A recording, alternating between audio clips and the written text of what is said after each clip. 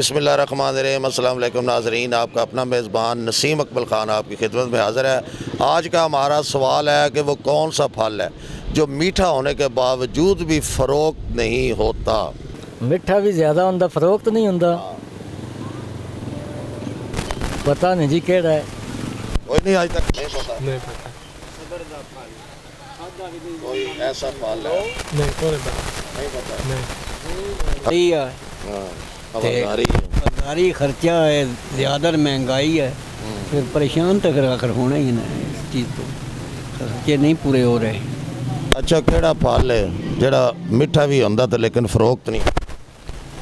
मिठा भी होंदा तो फरोख्त नहीं होंदा। केड़ा फल है जेड़ा इतना मिठा भी होंदा फिर भी फ़रोख्त नहीं होंदा?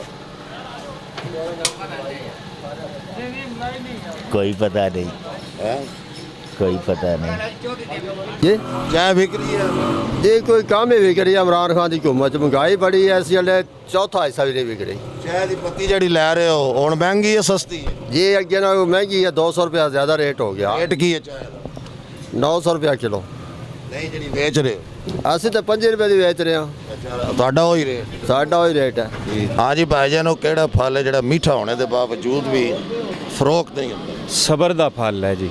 बिल्कुल जी, आज का हमारा सवाल था कि वो कौन सा फल है जो मीठा होने के बावजूद भी फ़रोख्त नहीं होता। इनका जवाब दुरुस्त है, वो सब्र का फल है। इसके साथ ही कैमरामैन बाबर शहजाद के साथ नसीम अकमल ख़ान आपसे इजाज़त चाहता है। हमेशा खुश रहे और दूसरों को भी खुश रखे। अल्लाह हाफ़िज़।